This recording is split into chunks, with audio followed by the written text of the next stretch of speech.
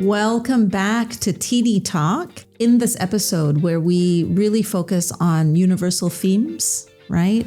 And we unpack these themes that are common to all of us as human beings through the lenses of ontology, right? So lots of different episodes if you want to unpack other themes. But today we're going to be talking to my very good friend Alim. Welcome. Thank you. And he's a very old friend. I've known him for almost 30 years. 30 years. Oh my God. I know we look 30. We were really young when we met. So let me just do a formal bio, right? We've been good friends, and Alim is now in branding. And this is really what the theme of today is all about. So Alim is the founder of Persay. He's also an ontological coach and a branding and business strategist. He brings 20 years of experience in brand building and people development. He founded Persay, which I love that name, a consulting firm with a unique philosophy: good people doing good things deserve to thrive. I love that. So unlike typical business consultants, Persay helps entrepreneurs discover who they truly are and expand what they believe is possible. And so, Alim, you work with founders, C-suites to just create some clarity and innovate their strategy, et cetera, to build a big business. So the question the immediate question I'd like to start with is why the name Persay? It's because I wanted to get that sort of question. Exactly, right? Yeah. Just saying the name Persay, I know. It just, for me personally, it just lightens things up, right? Amazing. And I couldn't have asked for a better experience out of that. And yeah, well, firstly, also thank you I'm beyond excited to also be part of this because I'm a fan of you and the work that we both have even done together. I think the culmination of everything is when I realized that I want to do something different. Right. I've spent a lot of my, as you know, different phases of my professional career, both in the whole people development phase and also in the corporate FMCG marketing side of things. There's a lot of things around performing. And we even, at some point, you and I train people together to increase performances.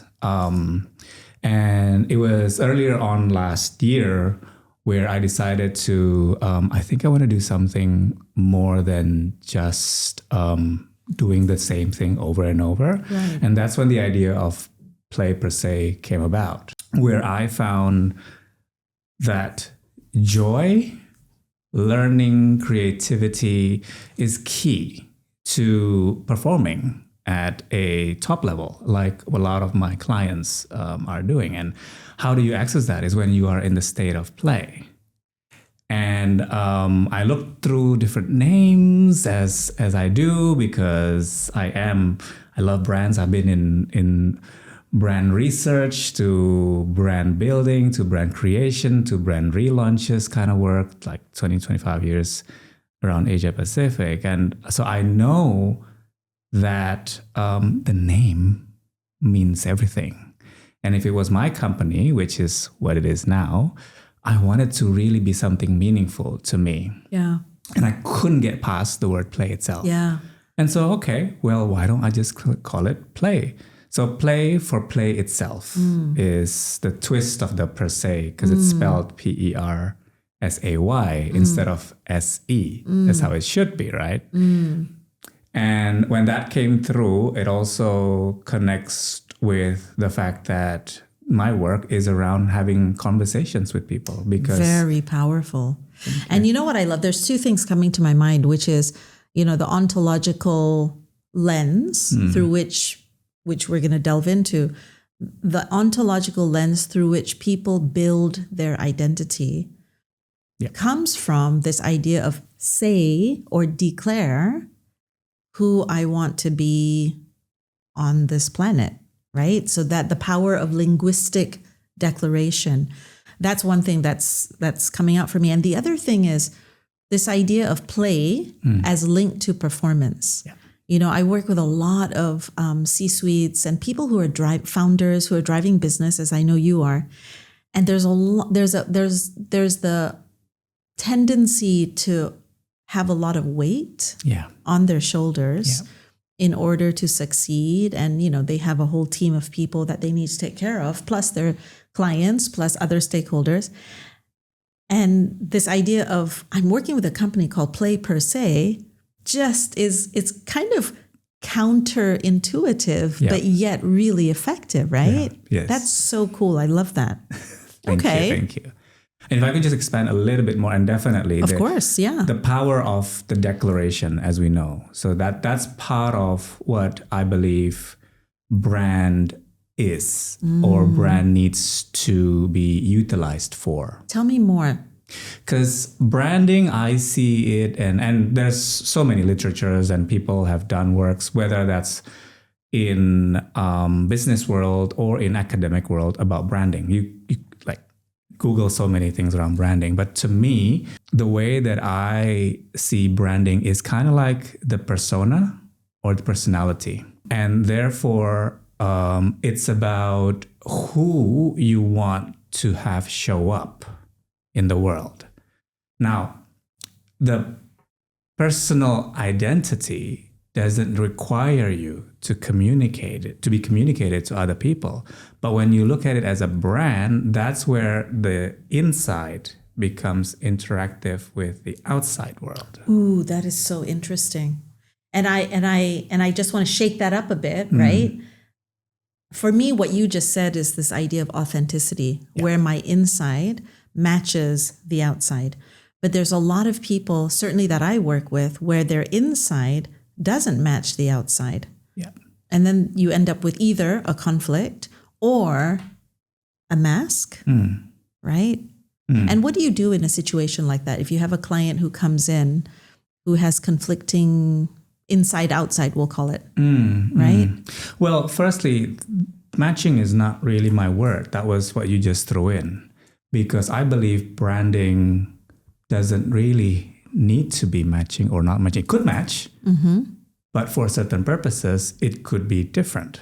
So it's a conscious choice, even if it doesn't match. It's a personality. Right. So it's kind of like you can choose a different version of Tini that you want to be presented to, let's say, in the community center activities that you are participating in your neighborhood.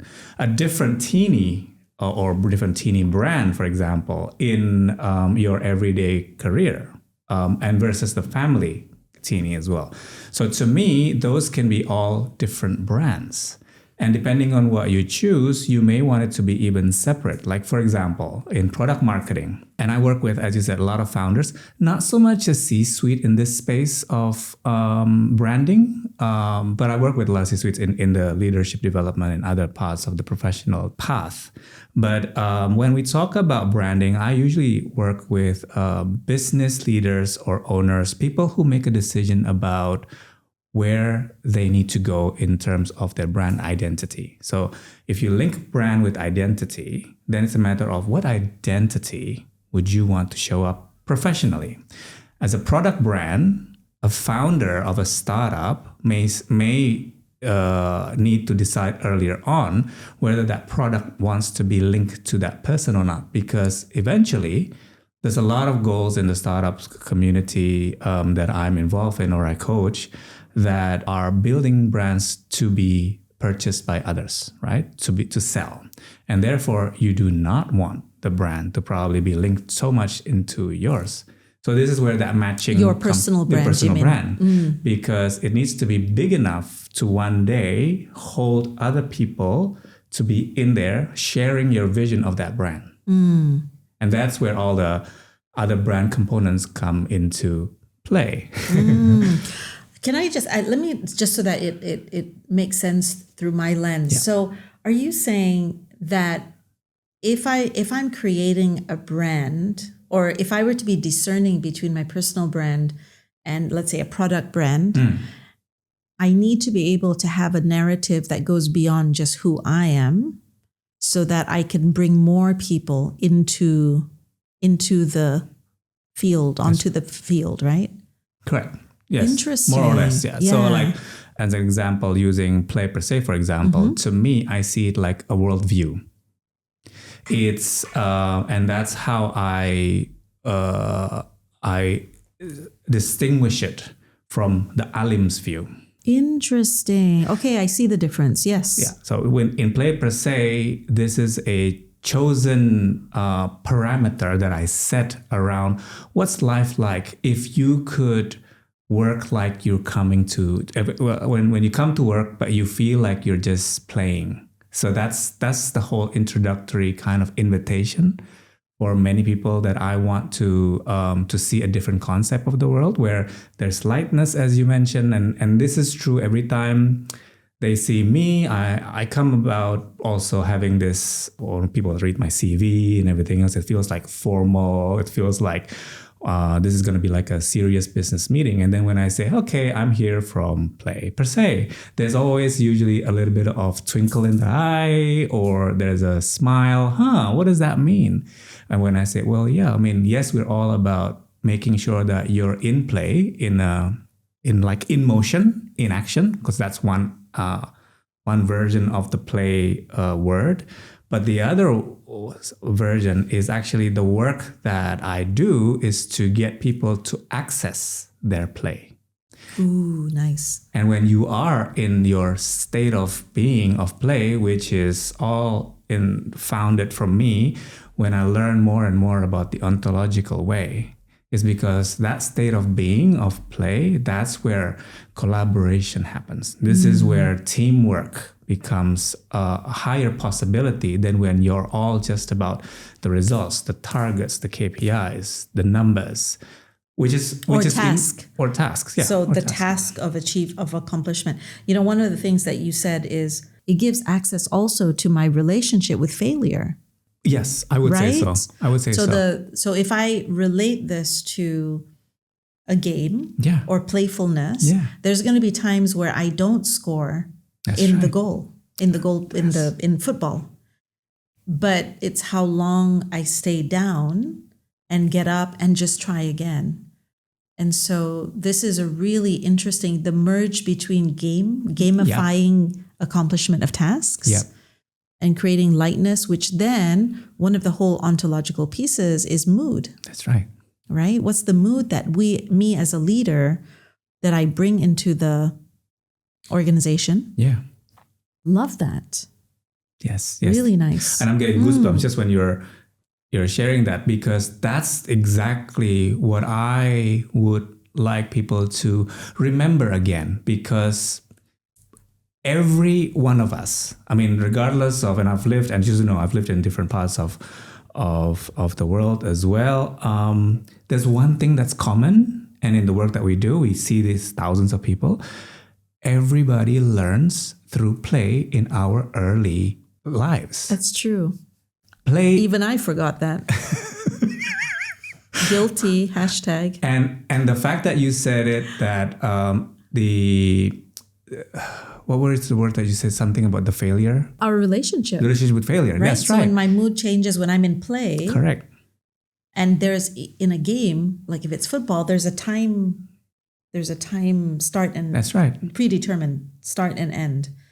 To be honest with you, deadlines have that too. That's right. But it's how I choose to engage with it, right? This is why I love this concept. And the moment I talk about it, people then access, one is their interpretation of what play is, and whether that was hidden or not. And then two, start to be on the journey to reclaim that play back. Ooh, reclaim. And that just links with what you just said, which I went, oh, I forgot about that, which is, this is how we all learn when we were kids, right? Yeah.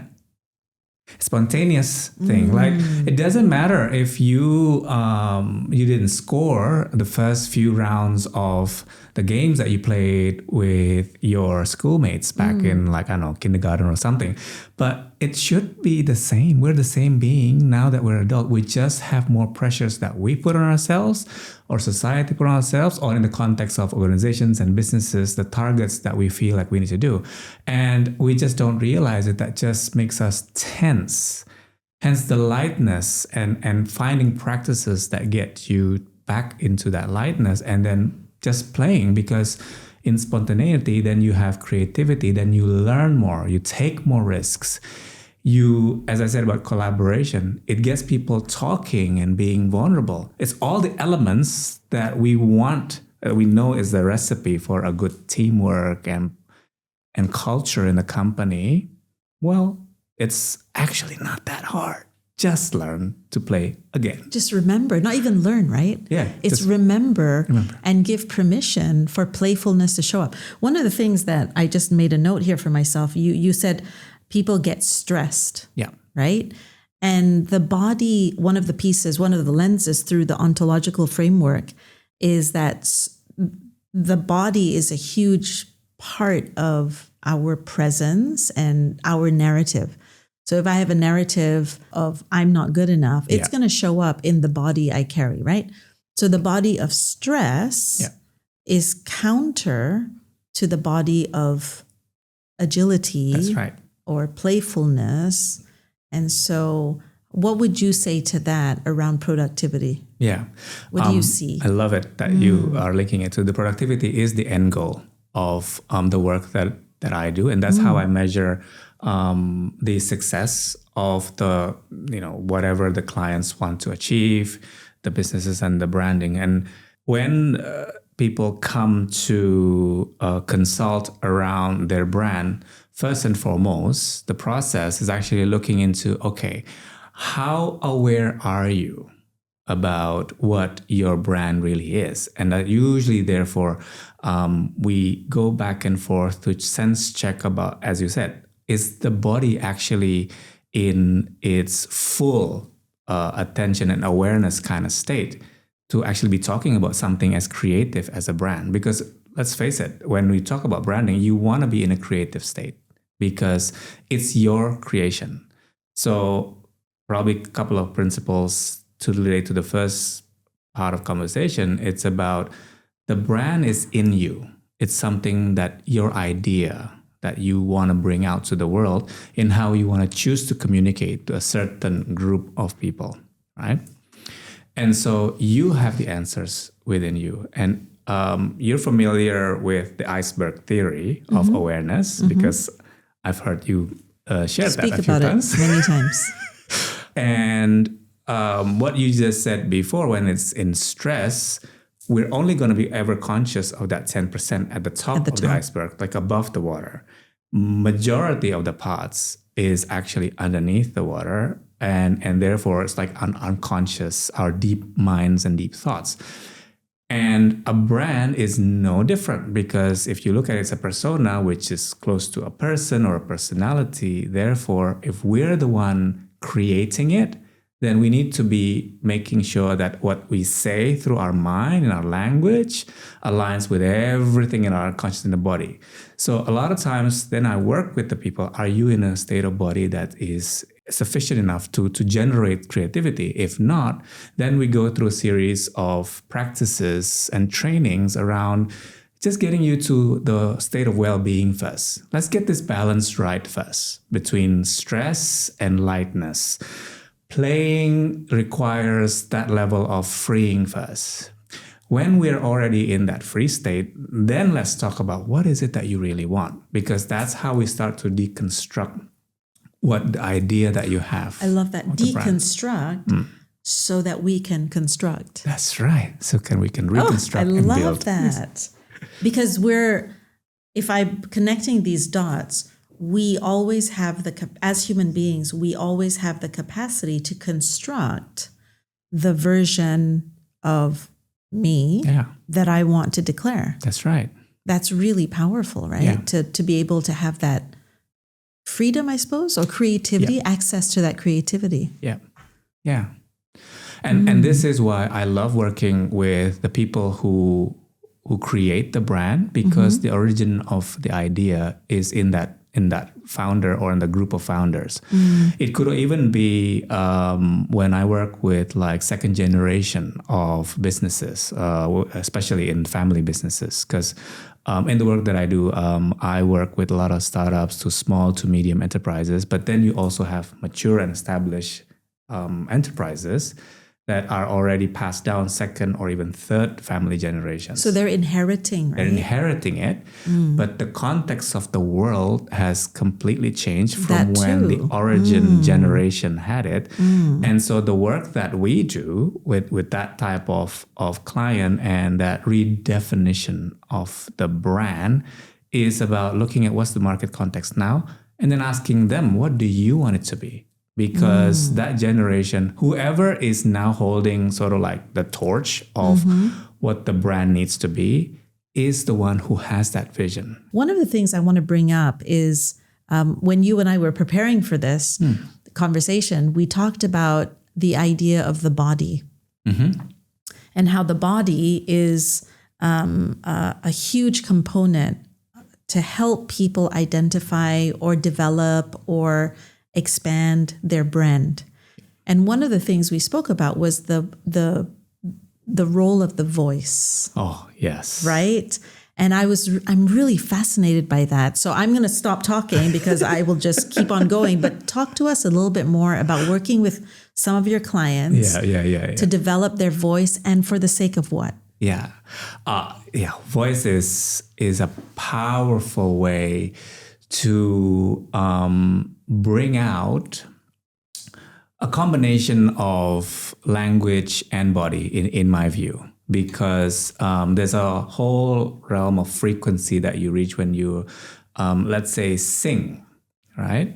Because then you're going to put your words, your melody, it has to be in harmony. So you kind of have to connect different parts of your anatomy, plus using your emotions. So it's a very ontological way to express oneself.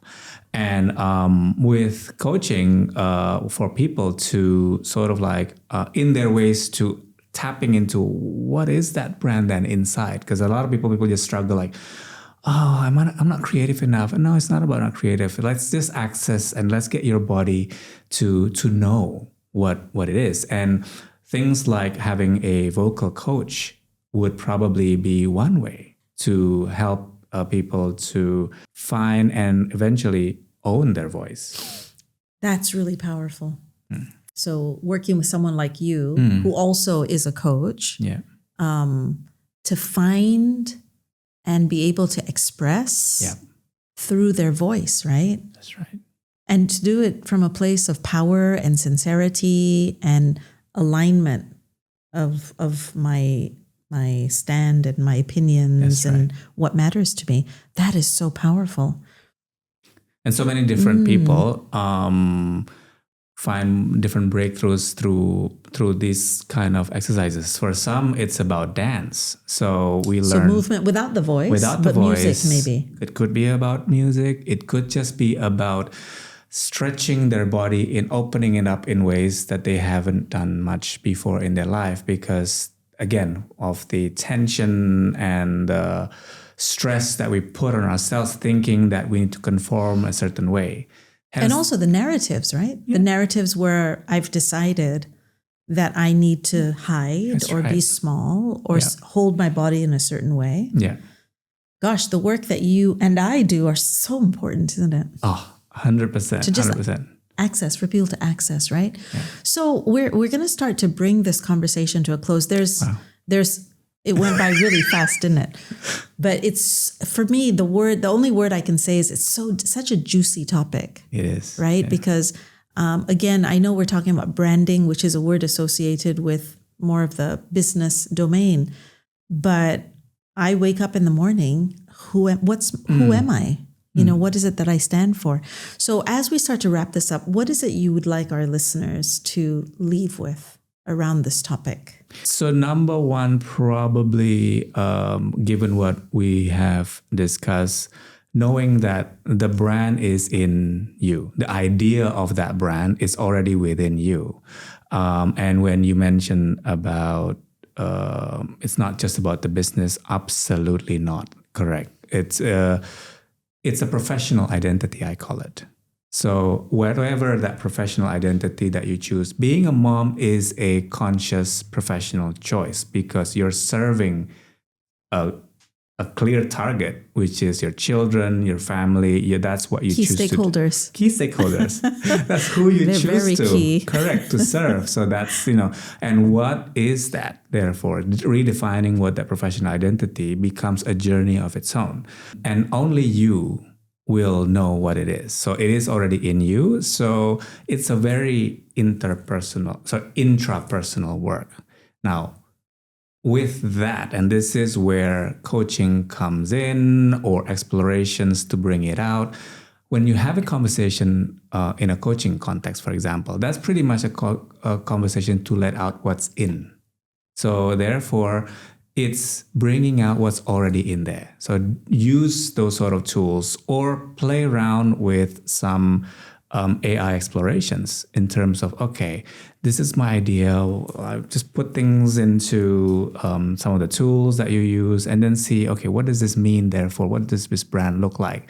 And nowadays, the technology is so fascinating that you can play around with it, and then they'll come up with what sort of, if I were to imagine a color, what would it be? And then they'll spit out something. Go with these explorations, and don't be bogged down with what it should be or shouldn't be, because again, number one rule, it's your brand. It's your own. It's within you. Right. The number 2 point that I want to also making sure that people leave behind is it's evolving. The world is evolving. The shape of the brand industry has changed from what used to be like having one identity and consistently communicating across all sorts of different touch points, TV advertising, radio, always one voice. The digital world, particularly social media, has changed all of that, where as a product marketing, for example, you would let your product to be used by certain influencers and let them interpret and communicate what's true according to their personality. And so many of the influences, right? With so many points of view. Correct. So the narratives are no longer controlled by the original brand holders. Right. The narrative is in the hands of the people using it. And so therefore, the brand just needs to be solid, and just know yourself, know who you are, and be okay with however way people use and manifest in the world.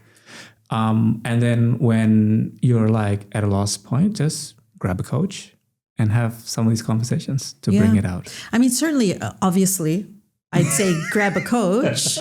There are 2 sitting here who know many others. But the truth is, we're surrounded by people. Yeah. And so grab a fill in the blank. Grab a trusted confidant. Grab someone, I would say grab someone who you can count on to be really honest. That's and give you feedback and help you shape. Yeah.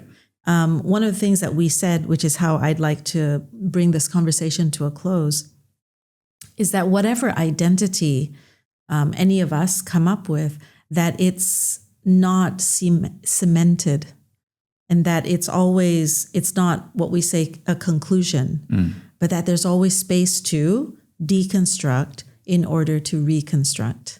I love the freedom of that. Yes. I love the freedom of that. And the other thing that you said that I really, really appreciate is the legitimacy to play and experiment and fail and get back up again and deconstruct and reconstruct and stay with something for a while until it no longer works for you, and then just keep on moving, keep on moving.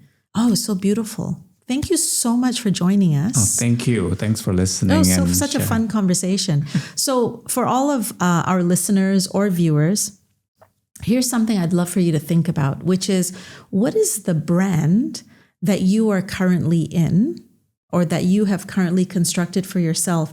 And how much of that brand is the outcome of old narratives or old stories that you've been holding on to?